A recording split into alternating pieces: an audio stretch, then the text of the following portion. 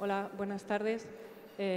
Bueno, quiero empezar dando las gracias a los organizadores por la posibilidad de escuchar las presentaciones de hoy, pero sobre todo y particularmente los grupos de trabajo creativos de la ciudad de Valladolid, que creo que están siendo un ejemplo, ¿no?, de un trabajo y con mucha potencialidad, ¿no?, y con mucho recorrido. En esta última mesa vamos a hablar sobre la relación entre espacios públicos y entornos creativos. Y me voy a lanzar a hacer algo un poco arriesgado, que es intentar conectar lo que ha sucedido a lo largo del día de hoy y ver cómo cristaliza en esta propuesta de espacio público y de entorno creativo. Creo que en el fondo todo lo que hemos estado discutiendo ayer y hoy tiene que ver con la idea de la cultura como aquello que hacemos, ¿no?, en la vida cotidiana, en el día a día, para aprender a estar juntos, a vivir juntos, ¿no? Cómo podemos vivir y relacionarnos con aquellos que no conocemos y que tampoco necesariamente hemos escogido, ¿no?, para vivir. Y creo que al final lo que sucede en las ciudades es eso, ¿no?, el encuentro de muchas personas desconocidas que estamos obligadas a convivir y a organizarnos para que esa convivencia sea lo mejor posible. En ese sentido, creo que a lo largo de muchas ciudades están surgiendo numerosas iniciativas ciudadanas que hacen de ese espacio urbano como una especie de gran laboratorio, ¿no?, en el que hay continuas pruebas de ensayo y error, ¿no?, continuos intentos que siempre están en proceso, por definición, para experimentar, ¿no?, para experimentar esas fórmulas de convivencia posibles. Y creo que lo que hemos visto entre ayer y hoy para mí responde a 4 ejes que me gustaría hablarlos ahora con las personas que me acompañan en la mesa. El primero de ellos sería lo que se ha dado a llamar el derecho a la ciudad, ¿no?, el derecho a habitar la ciudad. El segundo de ellos creo que tiene que ver con un cambio importante del paso de consumidores y receptores pasivos por parte de la ciudadanía a ser productores activos, ¿no?, a tener la capacidad de, a través del hacer, configurar esas formas de vida y de convivencia que os decía. Un tercer eje creo que tendría que ver con la necesidad de imaginar nuevas formas de institución. Y aquí estoy pensando no solo en instituciones públicas, sino en instituciones en el sentido de cómo colaboramos, cómo nos organizamos, qué tipo de herramientas y procedimientos, ¿no?, se van solidificando para que sean estables y nos den ese marco de convivencia. Y el último eje creo que es el volver a revalorizar la cultura de proximidad, ¿no?, que también ha salido bastante en todas las presentaciones que hemos visto. Y lo que nos han contado Martín y Stephen creo que dibuja los contornos, ¿no?, de una posible ciudad imaginada o también de un posible espacio rural imaginado, ¿no?, en términos tanto de un festival de arte como de laboratorios, ¿no?, en los que se pone en valor el proceso y el cómo nos encontramos para hacer cosas juntos. Y me gustaría incorporar a María y a José a esta conversación y preguntarles desde su experiencia y teniendo en cuenta estos ejes, ¿no?, de espacio público y de creación, ¿cómo serían esos contornos de vuestra ciudad imaginada? Casi nada. Bueno, yo creo que todos participamos ya en ciudades que hemos imaginado, ¿no? Tanto cuando ejercemos críticamente lo que no nos gusta de la ciudad, como cuando colaboramos para cambiarla. Para mí las dos claves de una ciudad que funcione con naturalidad son tolerancia e inclusión, es decir, que sean espacios urbanos capaces de acoger a todo tipo de habitantes y además de incluirlos en un proyecto común. Es verdad que cuanto más grande es la ciudad, más dificultades tenemos para esa integración, pero también tenemos otras ventajas, ¿no? La ventaja de las grandes ciudades es que cierto anonimato que te da la gran ciudad te permite ciertos atrevimientos, ¿no? Cuanto más pequeño es el entorno, más condicionado estás por las reglas de juego del entorno, que suelen ser más rígidas. En ese sentido, yo creo que ahora mismo tenemos la oportunidad de poder desarrollar, y esto lo ha traído la crisis, ¿no?, pequeños proyectos que pueden ir amplificándose, porque para mí la clave de cualquier proyecto de ciudad es que es un proyecto siempre a medio y largo plazo, que no se hace ni en las redes que han opinado 100.000 o han votado 4.000, sino que se hace de uno en uno, de individuo en individuo, y con un sistema, para mí, claro, que para mí fue la base de, por ejemplo, cuando se organizó la Casa Encendida, de prueba y error. espacios donde la ciudadanía, los artistas, los colectivos puedan exponer ideas, exponer proyectos, realizar actividades y proyectos, y que no pasa nada si se equivocan. Y que esa prueba y error no es algo un poco onanista que se produce sobre todo en los espacios tradicionales de creación, sino que es en confrontación con el público, es decir, en diálogo, para convertir al público no en algo ausente, no en algo que no participa, sino en coautor de los proyectos, ¿no? De todas formas, quiero ser crítico con este discurso del público que tanto se repite, que lo vengo oyendo hace mucho tiempo, ¿no? Que es todo para el público, ¿no? Pero me da la impresión que muchos de estos proyectos se hacen bajo ese paraguas de todo para el público, pero finalmente sin público, sin el público, pero con dinero público. Es decir, que hay ahora mismo una serie de colectivos o de pensadores, etcétera, que han cooptado el espacio público y los recursos públicos para hacer cosas que luego no son tan participativas. Y creo que eso es un tema que deberíamos de debatir, porque la realidad es mucho más sencilla. Yo creo que hemos creado, o se ha creado, un metadiscurso que rechaza la inclusión de esa gente a la que queremos incluir. Y yo en ese sentido soy mucho más práctico, ¿no? Más real, más qué pasa hoy aquí, quién tengo aquí delante, qué puedo hacer, qué podemos hacer y qué no, y qué posibilidades de futuro tiene esto. Así que para mí la clave sería la inclusión. Ciudades inclusivas, pero sin crear modelos preestablecidos. Es decir, esa inclusión se tiene que producir en un diálogo en el que todo el mundo participe y que al final, bueno, pues saldrá lo que entre todos hayamos sido capaces de construir, porque muchas veces la voluntad es una cosa y la capacidad es otra, ¿no? He hablado mucho, creo. Perdón. María. Bueno, a cambio yo voy a hablar mucho menos, o sea que podemos compensar un poco. Vale, gracias, María. No, bueno, yo quería agradecer la invitación, pero, en fin, advirtiendo de antemano que mi posibilidad de intervenir en este debate creo que no tiene tanto sentido desde hacer una propuesta de cómo se ha planteado de cómo es la ciudad imaginada, que me parece un poco innecesario y hasta casi bueno, no le veo mucho sentido. Me parece más posible, en todo caso, hablar desde la experiencia. En mi caso particular, la experiencia es poca, es escasa, porque llevo relativamente poco tiempo trabajando en este mundo de la cultura y de la administración y de las relaciones con las artes. Y por otra parte, además, también desde un tipo de trabajo que está muy vinculado a la administración, a un museo público, a un museo estatal, además, y donde la preocupación por el público, como acaba de explicar José, por supuesto está muy presente, pero también es verdad que muchas veces está muy condicionada por limitaciones de todo tipo, ¿no? Y que aunque realmente el museo, en este caso concreto, el Museo de Escultura, ha hecho propuestas y proyectos y ha tomado iniciativas en este sentido, yo creo que son iniciativas modestas y poco, pero sí representativas del alcance que pueden tener esa posibilidad esa voluntad de hacer un museo sin paredes donde haya una participación de la sociedad mucho más activa, que no sea la mera pasividad de la visita pública, ¿no?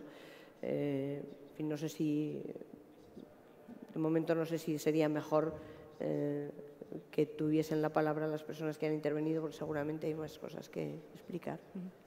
Yo recupero un poco lo que señalaba ahora María del Museo Sin Paredes para mencionar una experiencia que se dio aquí en España, en el sur, en Sevilla, en un instituto que se llamaba Educación Expandida y partía de la idea de hacer más transparentes y menos opacos, ¿no?, los muros de la institución educativa, y tenía un lema que hablaba de la educación puede suceder en cualquier lugar y en cualquier momento.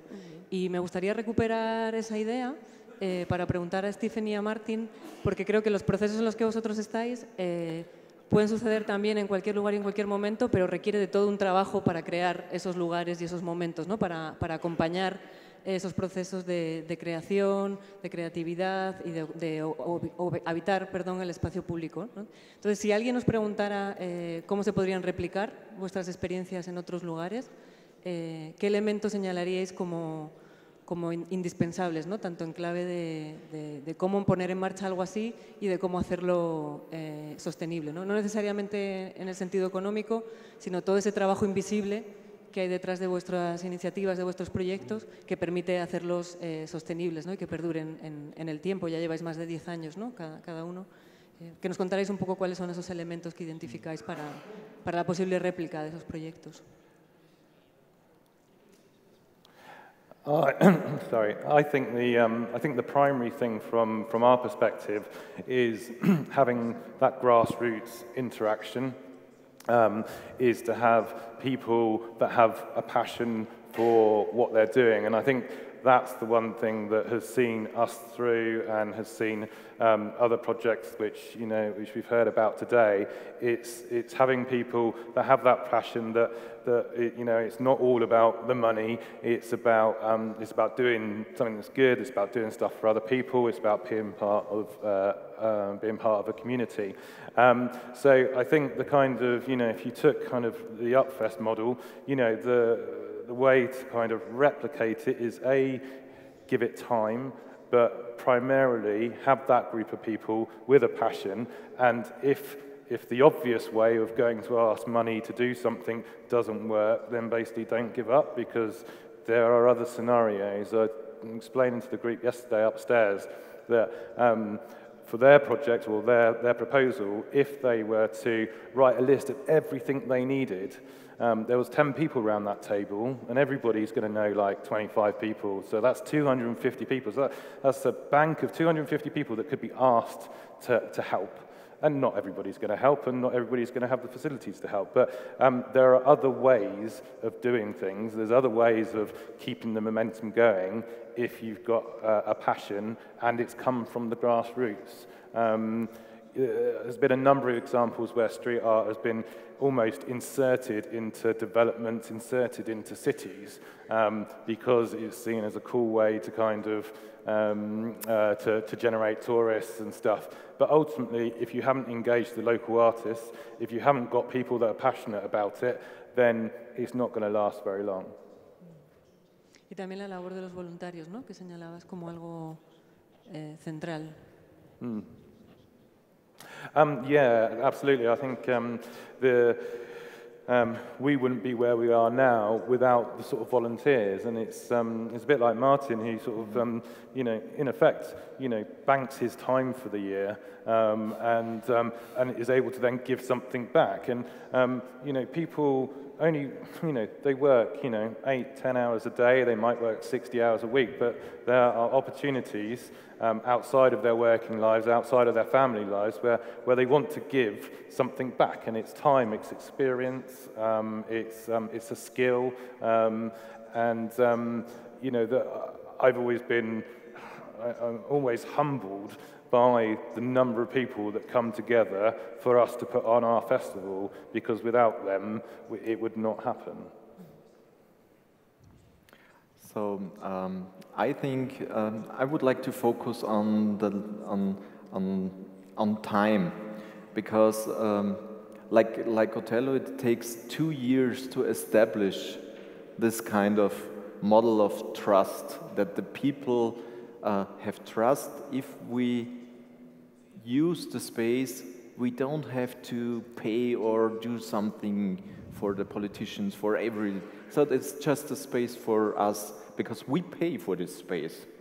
So it's paid from public money, and it's so we think it's a kind of shift in the idea. So of course we can use this, and not politicians or departments have to make the decision what is the right one or not, or something like this. And that changed the way of thinking about of participation.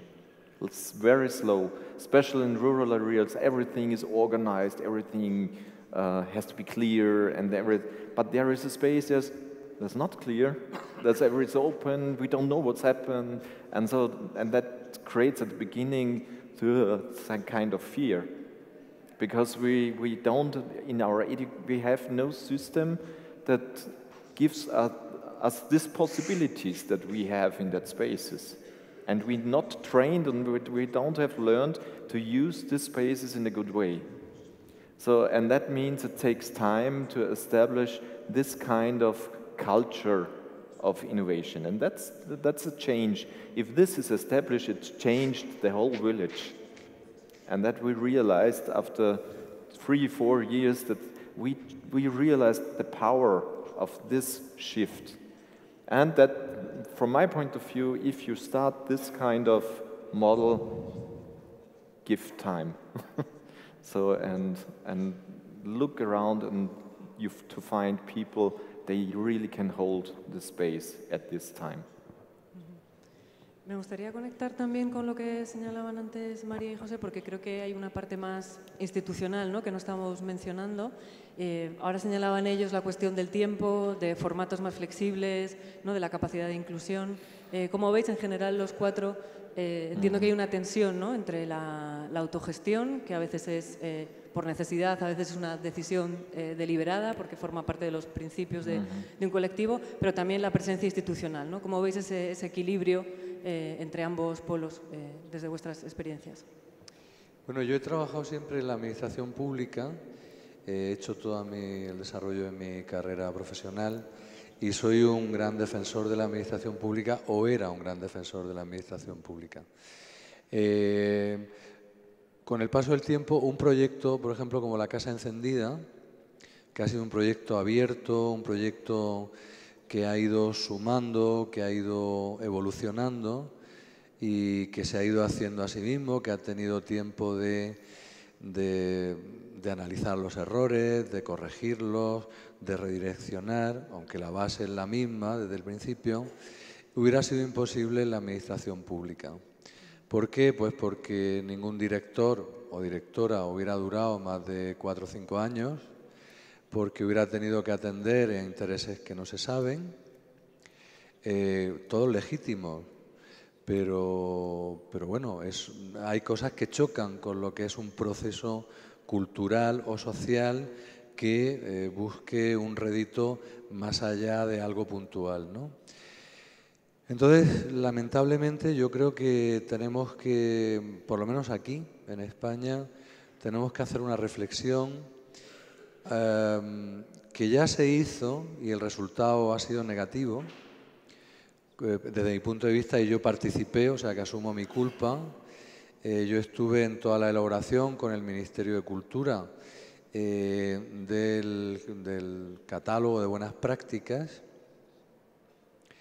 pero en el fondo el resultado es que al final digamos que un sector de los profesionales entendieron que esto les daba una libertad frente a los políticos, pero en vez de utilizar esa libertad para educar a los políticos y negociar con los políticos y llegar a proyectos comunes, lo que se ha hecho es separarse.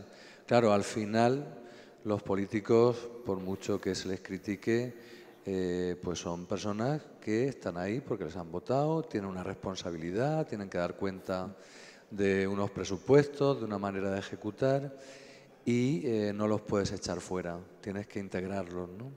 Entonces yo creo que hay que volver a repensar la relación en los espacios públicos que dependen del dinero público, dependen de personas concretas que los elige la ciudadanía, para llegar a un consenso en el que los profesionales de la cultura o de lo social, me da igual, o de lo medioambiental, seamos capaces no de excluir, sino de incluir y trasladar a la cultura de la institución unos modos de trabajo no contra la institución o sus representantes, sino con ellos.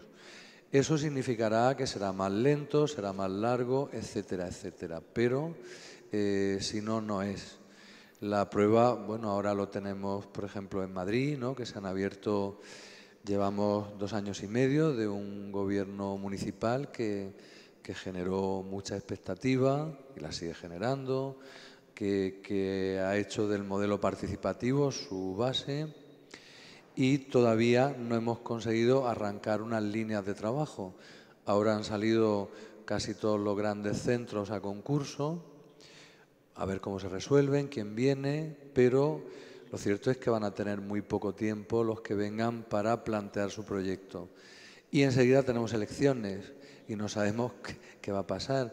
O incluso da igual que gane el mismo partido, ¿no? Ya sabemos aquella vieja frase maravillosa de Pío Cabanillas padre, que dijo cuerpo a tierra que vienen los nuestros, ¿no?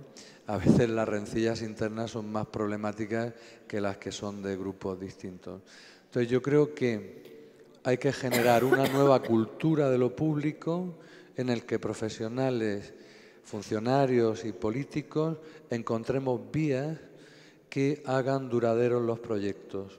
Proyectos que cada 4 años se someten a un zarandeo, no a una evaluación, eso hay que hacerlo cada año, cada mes, cada día, sino a un zarandeo. Es muy difícil que generen un pozo, generen una tradición en el buen sentido de la palabra tradición, es decir, de la suma de cosas, de experiencias, de capas, de generaciones que van conformando una cultura individual y colectiva, porque si no, sobre cenizas no se construye. La ceniza no es una base sólida para construir algo sólido. Y aquí nos dedicamos a quemar.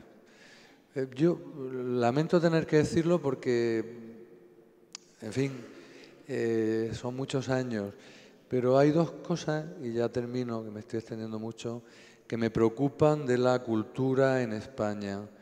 Una es la falta de perdurabilidad en el tiempo de los proyectos. A los proyectos hay que dejarles tiempo para que maduren, para que se equivoquen, para que se autorreflexionen, todo eso, ¿no? Y la otra es que, y eso creo que se ha roto un poco y estoy muy contento, pues creo que la Casa Encendida fue no solo ni la primera, pero fue una brecha muy importante, que es la falta de curiosidad de lo que pasa en las carreteras secundarias, ¿no? Hay una tendencia en la institucionalidad española de apostar por lo ya conocido, lo ya consagrado, lo reconocido un poco. Todos queremos ir por autopista.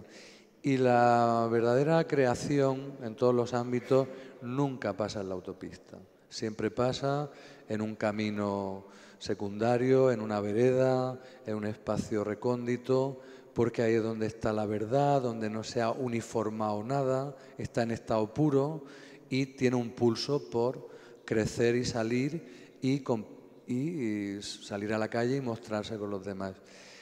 Creo que lo segundo lo hemos roto un poco desde muchos ámbitos y ya nadie se asusta de determinadas cosas, pero en lo primero hay que pelear, hay que llegar a un nuevo pacto entre los profesionales, los políticos, las instituciones, para darle tiempo a los proyectos. El tiempo es fundamental, porque los procesos son de uno en uno y son de maduración y son es desvelar algo que todos tenemos dentro, ¿no?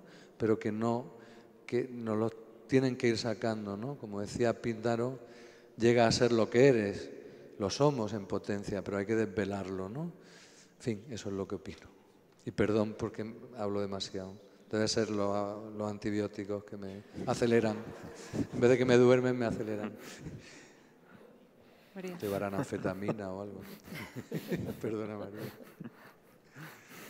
No, bueno, yo creo que nosotros aquí también partimos de una realidad muy particular, que es nuestra propia tradición y nuestra propia historia, ¿no? Y en ese sentido, España conserva un retraso en las prácticas culturales y en la administración cultural que sigue pesando muchísimo con todo lo que se haya avanzado en todos estos años, ¿no? Estoy diciendo una cosa bastante obvia. Por otra parte, yo diría que visto desde el campo de la administración pública, se dan paradojas muy curiosas, como es el caso particular de un proyecto que en este momento la Dirección General de Bellas Artes del Ministerio de Cultura impulsa, que se llama Museos Más Sociales y que es un programa realmente muy estimulante y con muchas posibilidades y con una cobertura incluso y con un respaldo de la propia Administración que sobre el papel debería permitir desarrollar proyectos muy ambiciosos. A veces se produce la paradoja de que la propia maquinaria interna de la Administración, su propia burocracia, su manera de administrar los recursos, es un freno que juega contra sí misma. Y en proyectos como este, pues a veces digamos, es fácil, digamos que hay diferencias, ¿no? Pero pienso en el caso de los museos que tenemos colecciones más tradicionales o más históricas. Puedes trabajar y hacer muchos esfuerzos, pero sabes que siempre te estás moviendo un poco en la epidermis de tus propias posibilidades, que es bastante difícil convertir eso en, seguramente lo es también en cualquier tipo de institución, ¿no? Pero en este caso yo creo que eso pesa mucho, ¿no? Que son proyectos puntuales pero que no alcanzan un carácter sistemático, no se estabilizan, no se convierten en una práctica incorporada al alma de la institución, ¿no? Yo quería como reformular un poco... vale. Solo una última pregunta y ya dejamos el turno para que les comentéis y preguntéis a ellos lo que queráis. Quería como reformular un poco la pregunta para vosotros dos, porque me llama mucho la atención que los dos os habéis señalado como facilitadores de procesos, ¿no? Habéis dicho que nosotros no es tanto que hacéis algo como que facilitáis, creáis las condiciones para que algo suceda, ¿no?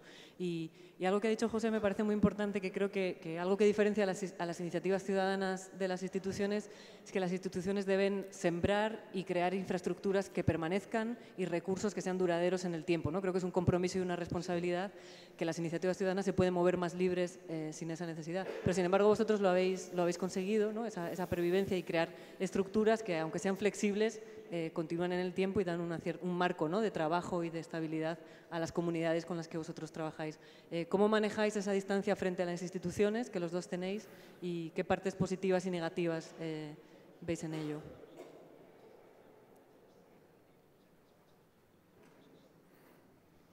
I start, you start. From my point of view and the experience from over the last years is, it's possible to cooperate also with the bigger systems.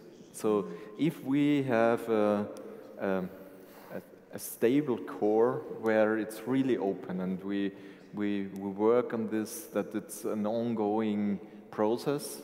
And it's not only creating a kind of welcome culture, it's also necessary to invite people and find out how to invite people they normally not interested in joining or interested to cooperate or interesting to create something together. And that's it's a long-term trial and error system. But in the other hand, if something's coming up, it's very easy to cooperate with. For example, in our cases, we have now since 7 years a cooperation with the Ars Electronica Festival. It's a big, huge media art festival, and we have the deal with them. You don't have to say what we have to do at the festival. Give us a space, and we show what we are doing. That's an experiment for them because they cannot control also. So it's sometimes, yeah, what are they doing? But we get our 500 square meters at the festival, and they don't know what we are showing at this. And that's also a learning lesson for them. Also for a festival and a cultural organization, everything have to control and planning and everything.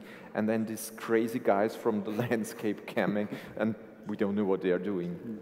But after this years, they realized all the time it was really interesting and brought up new ideas also for this international artists and all this big community. So I think we are forced to try out new connections and new way to cooperate with new bigger systems. Also, at the moment we have 8 international research projects on mobility, on robotics, on social innovation, on different fields. We work with them as a partner on the same eye level. So, because otherwise we don't want to cooperate. And that's also a change. So that these big institutions, are they able to work with us on the same level? Then it's interesting for us, otherwise don't want. And that gives us a little bit freedom, but also the openness to create something new. And also to have this fun when we establish something crazy or try out something. And that means that could be establishing a new culture, and sometimes we say we infect the big system, give them a small turn. Maybe it's not enough turn to change the big system, but maybe yes. If you find the right point to do something in this way, it's change. Maybe sometimes a big thing. I think with institutions have a responsibility, which is a good thing. You know, they're responsible to you know, the people that have put them there, that come and visit. I think the advantage of kind of organisations like ourselves is that we've got fluidity. We can try stuff which is a bit risky. It's kind of my general life philosophy is what's the worst thing that can happen. Which you're constrained within an institution, but within institutions there's other significant benefits of security and longevity and funding and stuff like that. So they're different, but I think going forward, if there's ways of institutions supporting renegade kind of organisations like ourselves in some way, then actually they could benefit from both. That we kind of take the risk on their behalf. Yeah. Bueno, si a alguien le apetece hacer una pregunta, algún comentario, no sé cuánto tiempo tenemos. María. 10-15 minutos tenemos, si alguien se anima.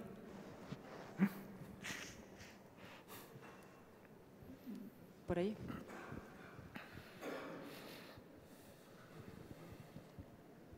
Hola, buenas tardes. Perdóname, es una pregunta súper concreta porque es un tema que estamos intentando hacer desde el Ayuntamiento de Valladolid para el compañero de Bristol. Quizá lo has dicho, no lo he entendido muy bien. ¿Cómo conseguís las paredes?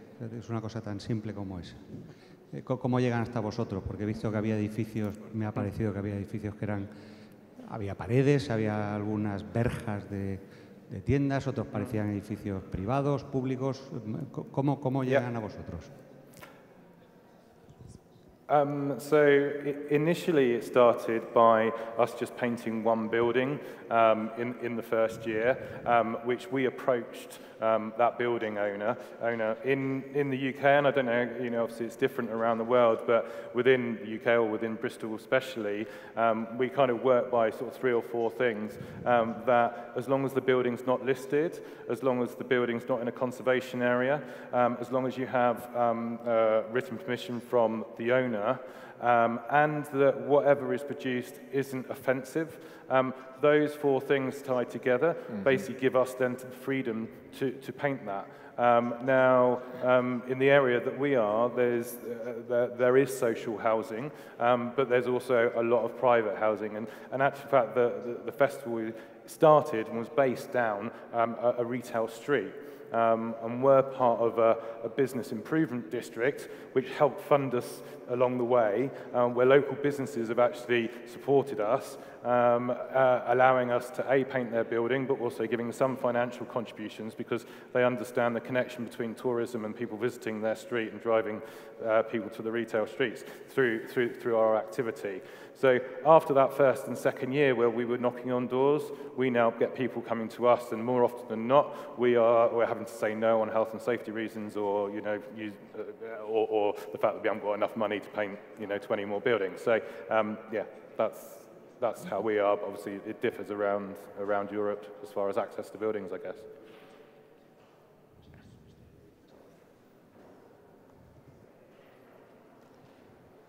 ¿Alguien más se anima?